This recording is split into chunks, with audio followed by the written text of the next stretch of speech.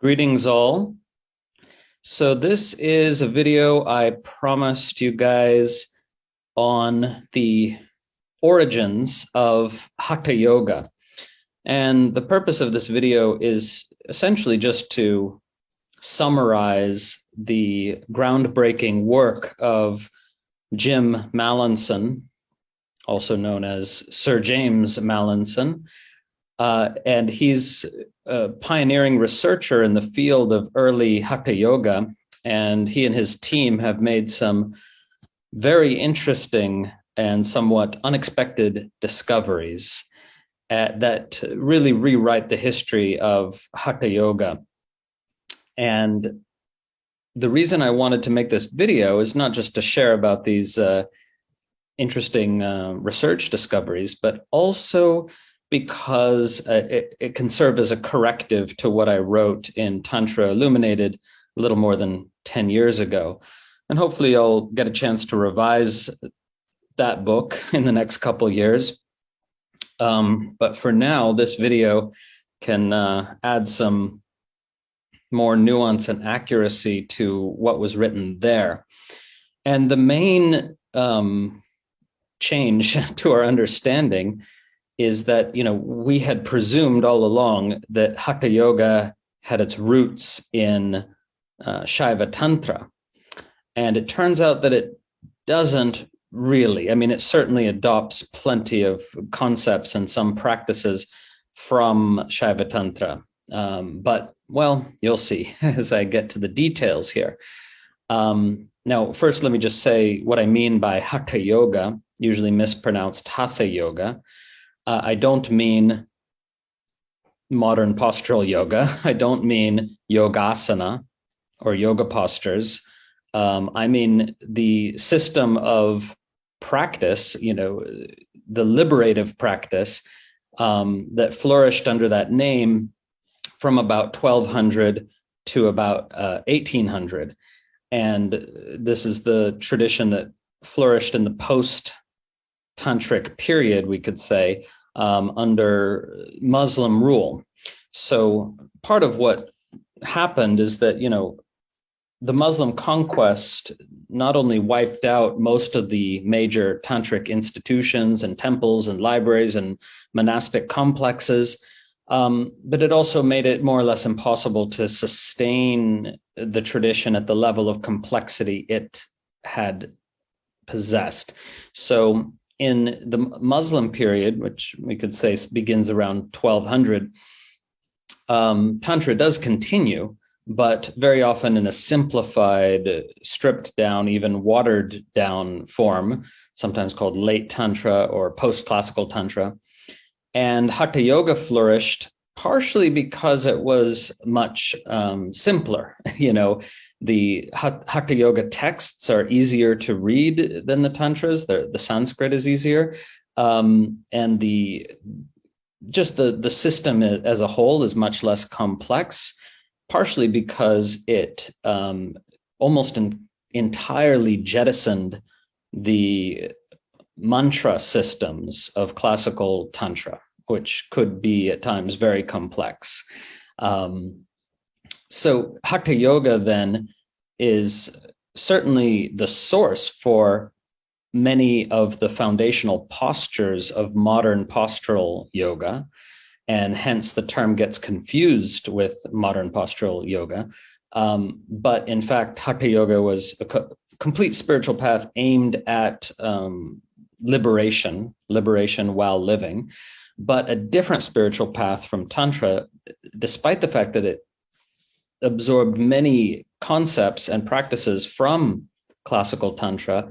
It nonetheless is quite different and even incompatible with classical Tantra.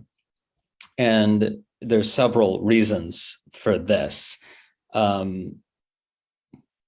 Classical Tantra emphasizes a more gentle and easeful method of what you might call sweet effort, persistent, gentle effort, as opposed to forceful effort, whereas the Hatha Yoga tradition, as its name implies, emphasized very intense and forceful practice, since the word Hatha simply means force.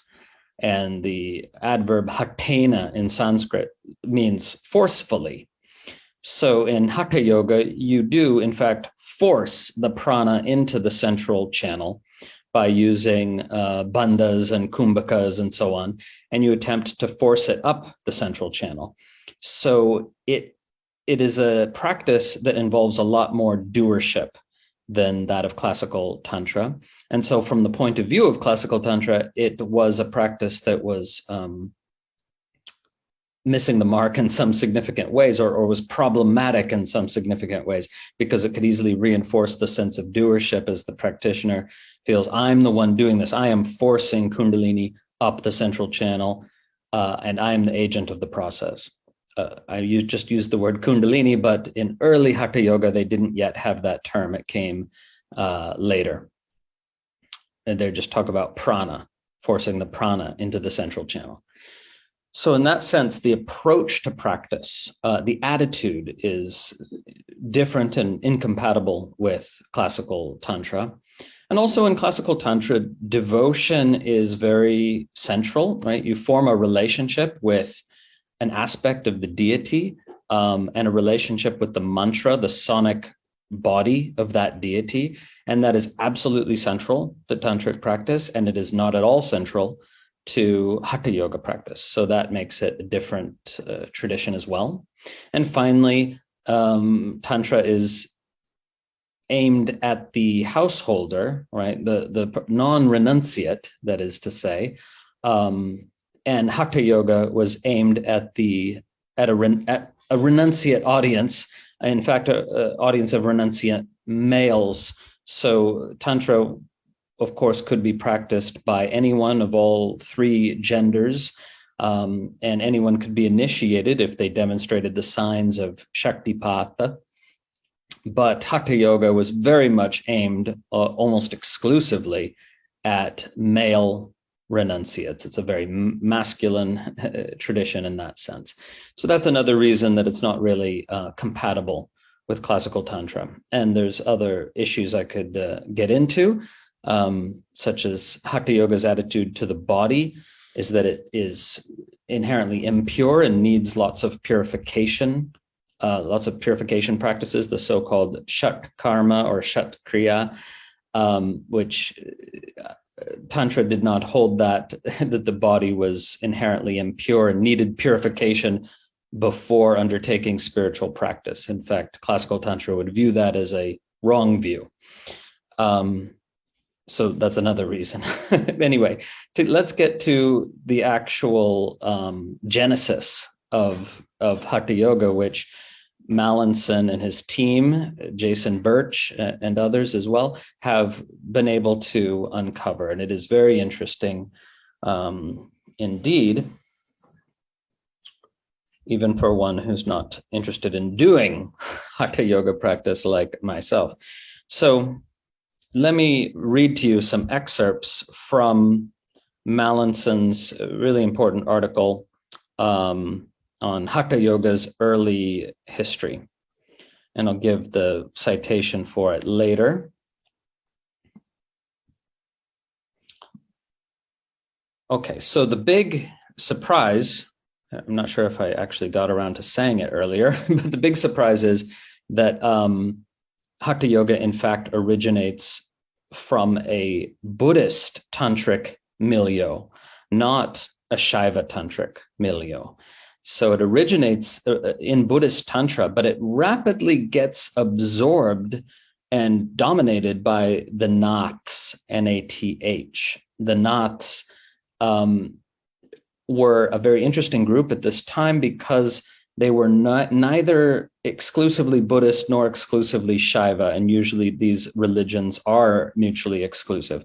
But the Naths were people who were doing Buddhist and Shaiva practice and would live in community that included Buddhists, Shaivas, and people who were both and in a way neither, right? So the Naths took over the sort of nascent or budding Hatha Yoga from the Buddhist tantric context and grew it substantially, and it became more and more and more exclusively Shaiva.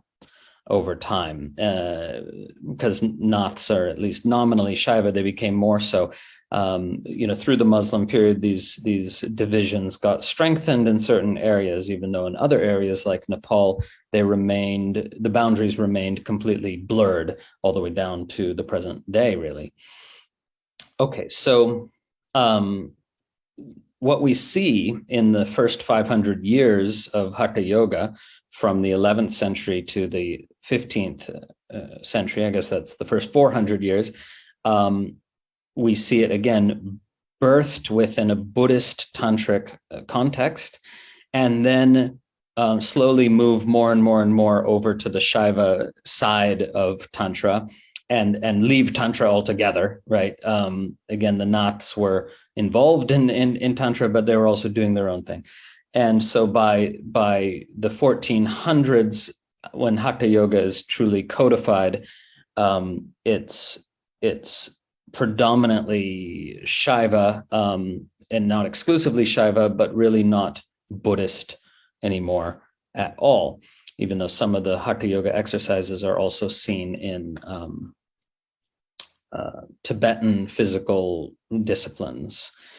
Okay, so hopefully that wasn't too confusing.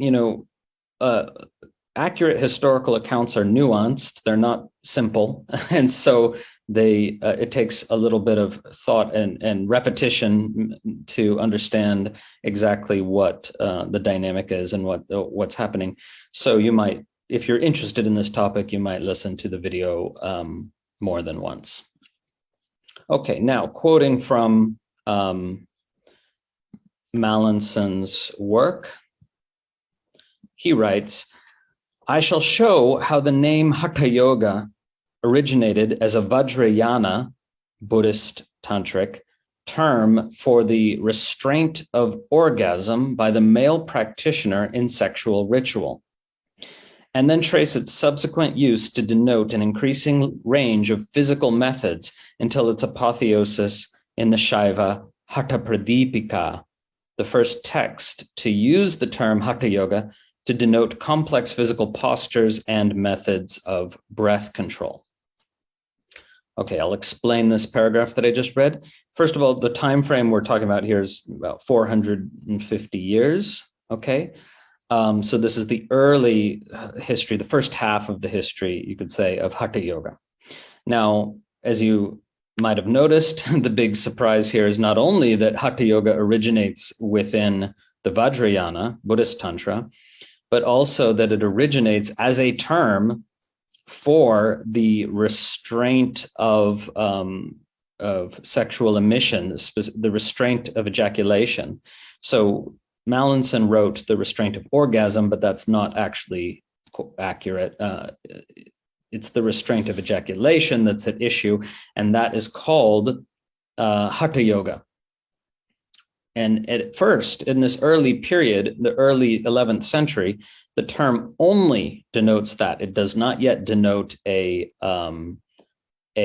complete practice at all. It only denotes this practice of seminal retention, we could most accurately call it. And therefore, the term Hatha Yoga in this early period, again, early 11th century, actually means the method, the forceful method. It doesn't mean yoga in the sense that in which you understand the term usually. It just means forceful method, forcing the seminal retention, forcing the semen not to emit. Okay, so let's focus in on that original source that first uses the term. And Mallinson writes, "The first definition of the practice of Hatha Yoga, which does not give any details of its techniques, is found in the commentary on the Laghu Kalachakra Tantra, written by Pundarika in 1030. That is to say, the commentary by Pundarika on the Laghu Kalachakra Tantra was written in 1030. So same time as Kshemaraja was alive in Kashmir. So this is when Tantra was absolutely flourishing. So a verse of the Lagu Kala Chakra Tantra says that if the attainment desired by mantra practitioners does not arise as a result of the usual practices of purification, yogic withdrawal, pratyahara, and so forth, it should be achieved by the practice of nada, generating and meditating on inner resonances, and by forcefully restraining the bindu. Forcefully, the word there is hatena. Restraining the bindu, which in this context means semen, and that's perfectly explicit in the commentary. So forcefully restraining the semen within the penis when engaging in sexual ritual. So in other words, just to summarize this, the text, the Tantra in question, the Buddhist Tantra, says that you should do these yogic practices to attain your goal. But if they don't work, then you can try this other method of nada and sexual ritual with seminal retention. Now, a note on seminal retention, which is very popular in the Neo-Tantra scene, it has no place in Shaiva Tantra. Shaiva Tantra does have a sexual ritual, but seminal retention is not a part of it for reasons I have discussed elsewhere. So this theme or significance attributed to seminal retention is found only in the Buddhist tantric sphere. Okay, so Pundarika, the commentator on this tantra, explains the word hatena by invoking the phrase Haṭhayogena, which is an instrumental form of the term Haṭhayoga. So then he needs to explain, well, what is this Haṭhayoga that almost nobody has heard of at the time? And he writes this. This again is the commentator Pundarika writing in 1030. Now, Haṭhayoga is taught. In this system, when the undying moment does not arise because the breath is unrestrained, even when the image is seen by means of withdrawal and the other practices of yoga. The image presumably being the image of the deity that you're working with, but I don't know for sure. So when the undying moment does not arise, you haven't attained your goal, you haven't entered the eternal now, you haven't experienced the unborn and undying consciousness. Then, having forcefully made the breath, the prana, flow in the central channel through the practice of nada, which is about to be explained, the yogi should attain the undying moment by non-vibration through restraining the drops of bodhicitta in the vajra when it is in the lotus of wisdom. And this is Hatha Yoga. Okay, so there's these, technical terms here, which, the listener not familiar with these terms might be skeptical about their interpretation, but there is no ambiguity in the tradition at all. Everyone knew that these were technical terms for semen, penis, and vagina, respectively. So I'll repeat it, glossing those terms. So again, if you're going for this more intensive and difficult practice, but more powerful practice, if your other practices haven't worked, then you're supposed to do this practice of nada, not yet explained here, and you should also do this sexual ritual and attain the undying moment by non-vibration, which is interesting. It's as if the Buddhists are attempting to differentiate themselves from the Shaivas, because non-vibration here is nispandana. a lack of spanda, a lack of dynamic oscillation, perhaps referring to orgasm. Perhaps you should not have an orgasm, in fact, could be meant. That's not clear. But what is clear is that you should restrain the drops of bodhicitta, which in this context means semen, in the vajra, in the penis, when it is in the lotus of wisdom, that is to say, the vagina. And this is Haṭhayoga. Okay, so this quote from Pundarika's commentary is found in Mallinson's article, so you can read it there and study it there and see the Sanskrit as well. Okay, so that's what Haṭhayoga meant in the very, very, very, very beginning. So it wasn't a complete practice at all. It was part of a larger practice, and it entailed nothing more than meditation in coitus with seminal retention. Okay, now then what happens is this practice enters into a different context. Okay, so as Mallinson writes, the first text to teach in detail any of the practices that came to be classified as Haṭhayoga in the Hatha corpus is the Amrita Siddhi, later in the 11th century. Okay, so he's saying that the first text to teach a recognizable form of Haṭhayoga that has continuity with the later tradition is this Amrita Siddhi, which means the attainment of immortal nectar, from later in the 11th century.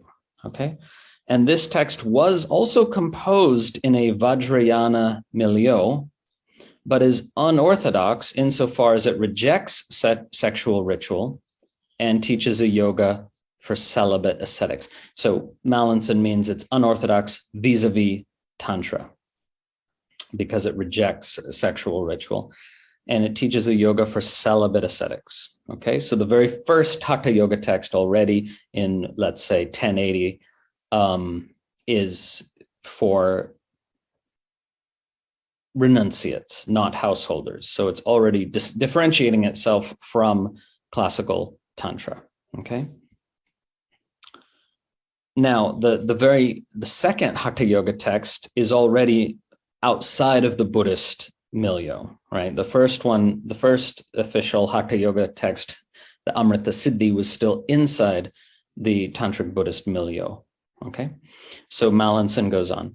The first non-Buddhist text to use the term Haṭhayoga to denote a specific system of yoga is the Haṭhayoga Prabodha, a not Shaiva work, which identifies as Haṭhayoga the methods of the Amrita Siddhi.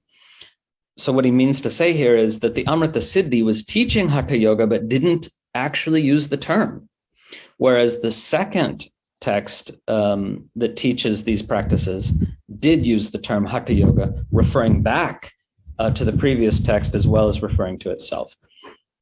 So this Haṭhayoga Prabodha means awakening in the Amara lineage.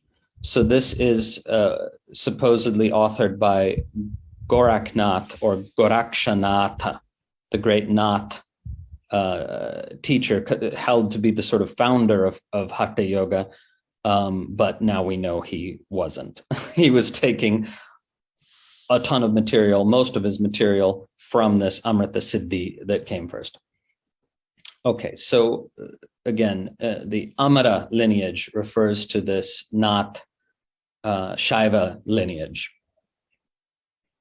Okay, so the Haṭhayoga Prabodha identifies Haṭhayoga as one of 4 yoga practices that bestow liberation when you do them all together. And it's an ascending hierarchy, okay? First mantra yoga, then laya yoga, and that's a simplified form of mantra yoga, that's why it's first. Then laya yoga, a form of meditation where you seek to dissolve the ordinary thinking mind temporarily. Then Hatha yoga, which mainly, again, has to do with bringing the prana into the central channel and raising the seminal energy. And then finally, Raja Yoga, which is esoteric meditation or samadhi. Okay, so the author of the Amarauga Prabodha, possibly Gorakshanatha, gave the yoga method of the Amrita Siddhi the name Haṭhayoga, which, given its past usage, was a fitting name for a yoga in which the prana is made to rise up the central channel, and take that seminal energy upwards with it, preventing the emission of semen, which was held to be a loss of energy for the celibate yogis, and therefore not permissible. Okay, so basically, to wrap this up, what you end up with is 4 key texts. So Mallinson and his team have identified that early Hatha Yoga really has 4 key texts, or rather 5 if you include the Amrita Siddhi. Right, this first one, the Amrita Siddhi, which actually has the most detail on how to do the practice, and then the Amarauga Prabodha, and then the Dattatreya Yoga Shastra, right? And these 2 texts I just mentioned were composed in what is now Karnataka, right? In the Deccan region, in the southern India, right? Not the far south, but still the south. So it's in Karnataka that these traditions were flourishing, and Shaiva Tantra was flourishing there as well. So then in terms of these 5 key texts, the 4th being Shiva Samhita, which some of you might know, previously thought to be a later text, 17th or 18th century. Now we know it is more like 14th century. And then finally, the Hatha Pradipika, usually called in modern times the Haṭhayoga Pradipika, which is the sort of linchpin of the tradition in the sense that it summarizes everything that came before and becomes the foundational manual for everything that came after. Okay, so there's a capsule history of the first few centuries of Hatha Yoga based on Mallinson's work, and pinpointing its origin point and correcting some of what I wrote in Tantra Illuminated. Okay, so you want to know more. So the article to look at, well, there's a number of articles to look at, but the one I was quoting from is Hatha Yoga's early history, from Vajrayana sexual restraint to universal somatic soteriology. Right, soteriology means the science of liberation, right? And it's a somatic soteriology because Hatha Yoga emphasizes bodily practices so heavily. Okay, so also Mallinson has just published, just in the last couple months, he's just published a complete translation and analysis of the Amrita Siddhi, Hatha Yoga's source text. And this book might be hard to get a hold of, but there's also a course on yogic studies platform where Mallinson goes through the text in quite a bit of detail. So if you can't get the book, that course might be the way to go. Yogic studies platform put together by my colleague, Seth Powell. Okay, yeah, so some interesting stuff and some correctives to popular misunderstandings, and much more will be coming out from the Hatha Yoga research team. More books. This is just the first of 5 or so books they're going to publish that absolutely rewrite the history of Hatha Yoga in significant ways. But the most important is already out, the Amrita Siddhi. Okay, hope that was interesting, and see you later.